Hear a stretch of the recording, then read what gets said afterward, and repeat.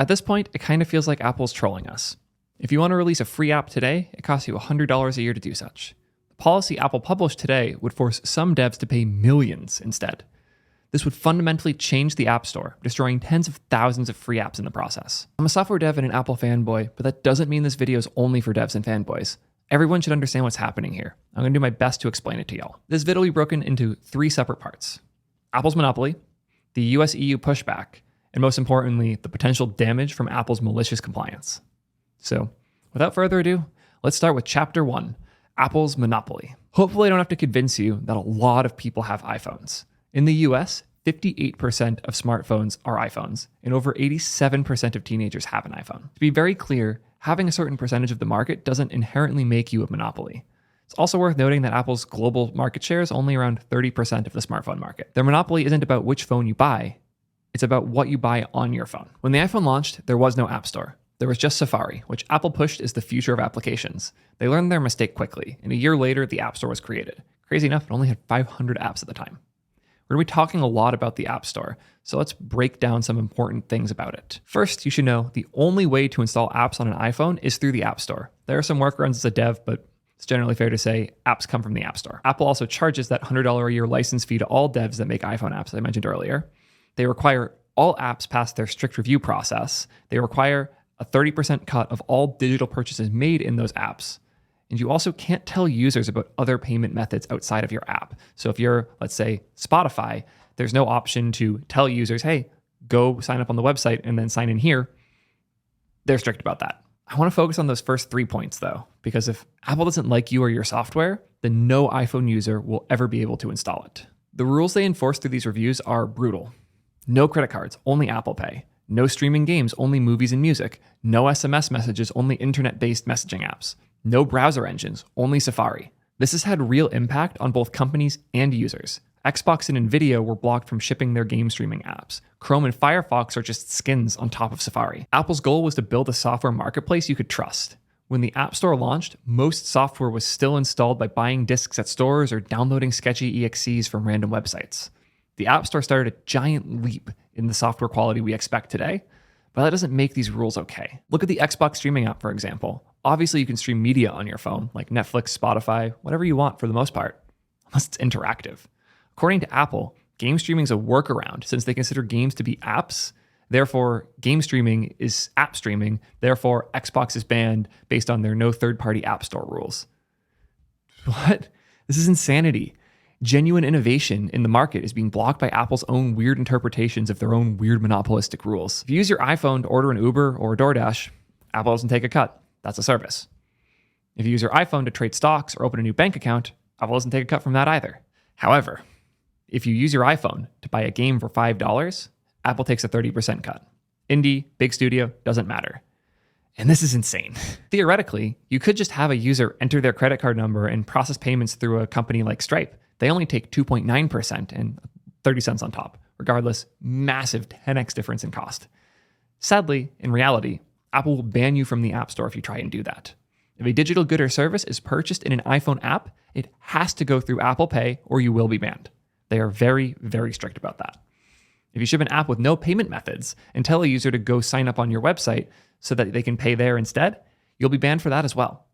Netflix and Spotify both have challenged Apple on this, and both sadly lost. You literally can't create a Netflix account in the Netflix app on your iPhone. This hasn't stopped other companies from trying though. Epic Games, the creators of Fortnite, added an option to use a credit card instead of Apple Pay. They got banned so hard that Epic employees got locked out of their MacBooks for a while. Thankfully, Epic's pretty based, and they spent the last 3 years challenging Apple in court.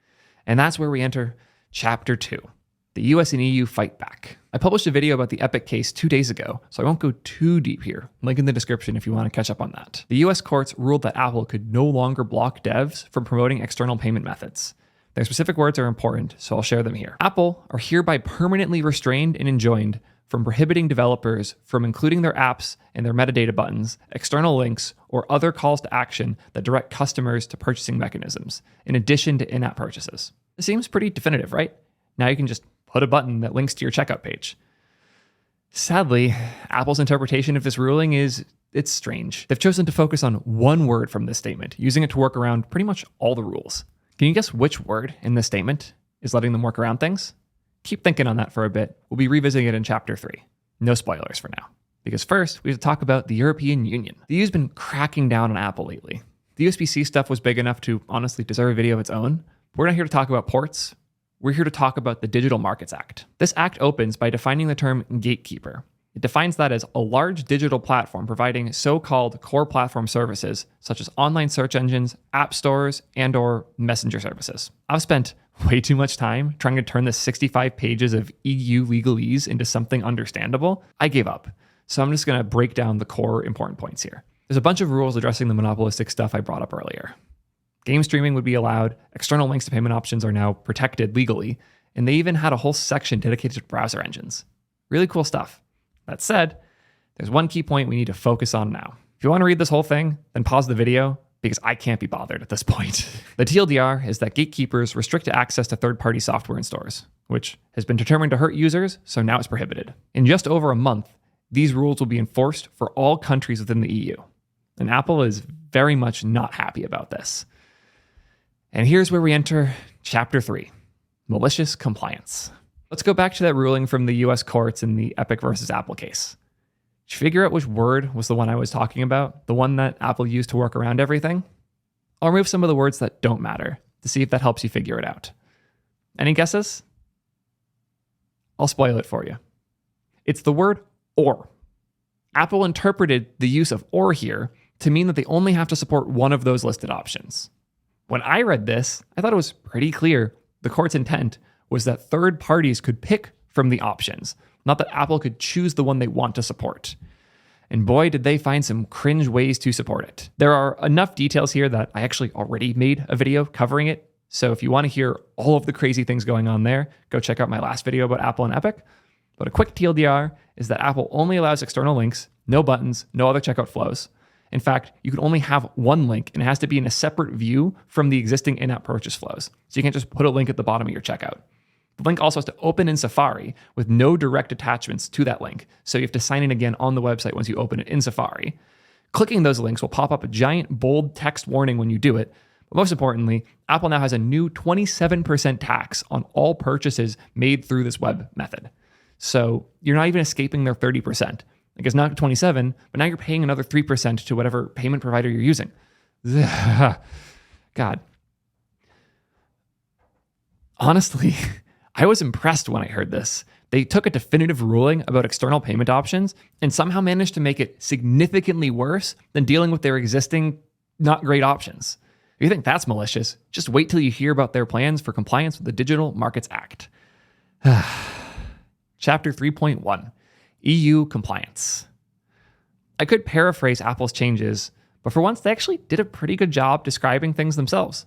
They even made a fancy website and calculator to help describe all these things. I'll be sure to leave this link in the description if you want to dig through it yourself, because honestly, some of this is unbelievable, and if I just saw it in a video, I would have assumed it was fake. In fact, when I saw this particular tweet this morning, I assumed it was fake too, and I had to go confirm the numbers myself due to the level of insanity here. Apple has not stated whether or not they intend to make these new terms the only option for EU developers in the future. For now, you have to opt into them, which hopefully will be enough for them to comply, because if they kill these old terms, a lot of apps will die with them. Today's terms are everything I described earlier. The 30% cut, the requirement that you only distribute your app through the App Store, the requirement that all purchases are done through in-app purchases, the usual Apple stuff.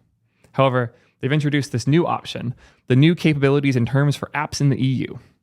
Developers have additional distribution and payment processing options available. Apple will also apply a reduced commission.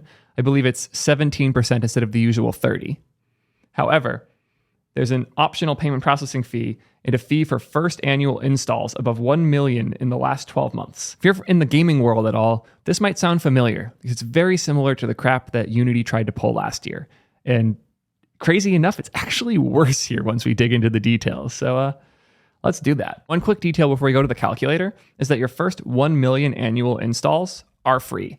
So that 50 euro, I don't know what the equivalent of a cent is in euros, but like this 0.5 euro fee only applies once you've broken 1 million. But that fee applies for every install. So every 2 installs costs you €1.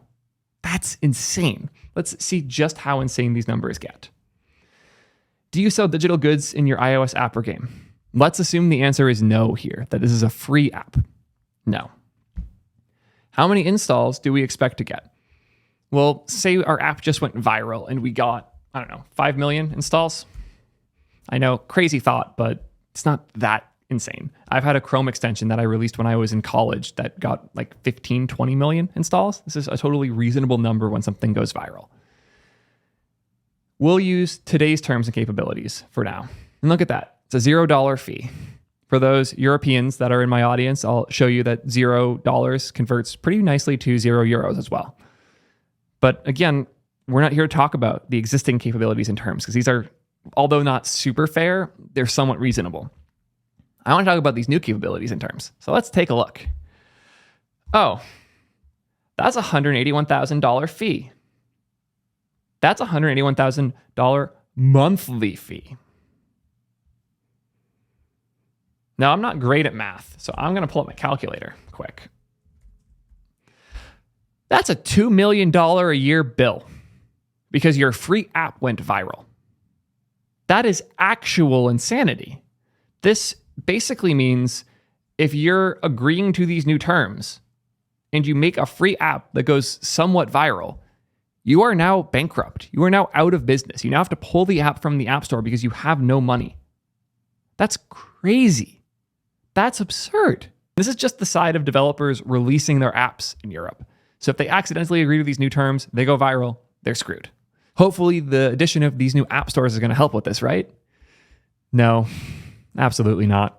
Because this fee doesn't only apply to Apple's App Store. This applies to all of the alternative app stores that they're now being forced to support. Epic has already publicly confirmed that they intend to make a new app store for the iPhone just to allow for European customers to have Fortnite access again. So yes, if you're in the EU and have an iPhone and you use their new app store, you can get it. However, every 2 times users install this app, it costs them €1.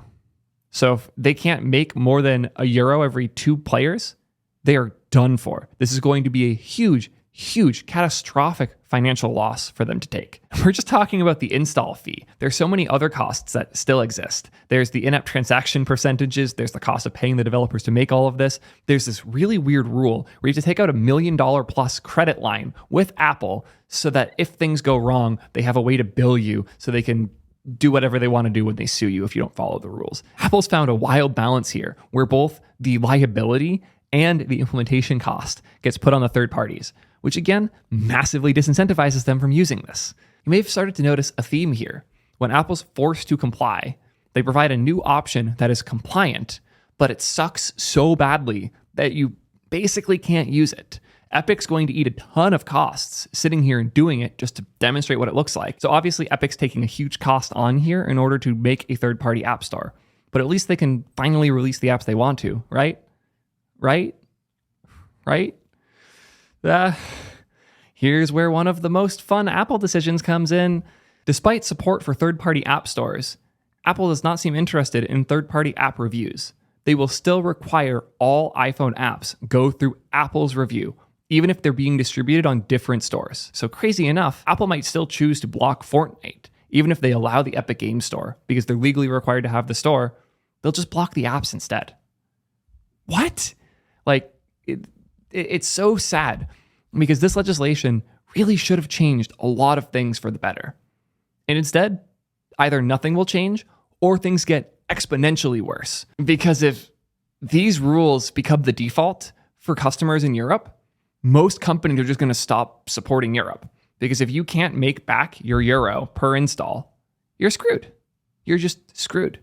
And we're not even talking about the malicious actor angle here. When I first tweeted about this, first off, I thought that the fee here was monthly, not yearly, so I was off by 12x. But more importantly, Pirate Software replied. If y'all don't know him, he's a very talented OPSEC guy. He's done a ton of security stuff, helped work at Blizzard and a bunch of other places. Check him out if you haven't. Great dude. He replied, obviously calling out the Unity thing. But this is where things get interesting, this malicious example. Let's say I'm a rival business and created a clone of your game. I want to shut you down. I set up a few servers that randomize hardware information and download your game millions of times. Now you're out of business. I no longer am a clone. And since every device is uniquely identified, they should be able to prevent this some amount. But if someone sets up a farm of old iPhones to just install apps when they want to destroy them, this works great. And that's terrifying.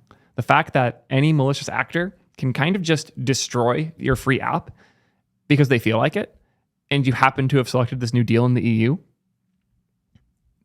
this doesn't work. And if anyone accepts this new policy, there's a high chance they get screwed. But since it technically complies with the EU's rules, they're going to get away with it. It doesn't matter how much worse these new terms are and how much more risk there is to developers who accept them. Because Apple doesn't actually intend for anyone of meaning to use these terms. They want everyone to go use the old ones because they don't want to change. They want to maintain the exact state of their monopoly as is. I don't want to present my opinions unchallenged, so I'm going to link in the description a video by John Prosser that I really like about how the EU's changes in rules might actually hurt Apple going forward and in the end hurt users as a result. In the end, I think consumer choice is important. Users should be able to choose what devices they use and also what apps they install. As such, I can't honestly support the way Apple has chosen to lock down the iPhone. And I do genuinely hope we see a future where these third-party app stores aren't implemented in such a malicious way and users can install the apps they need for the things that they're doing. That's all I have to say. Peace, nerds.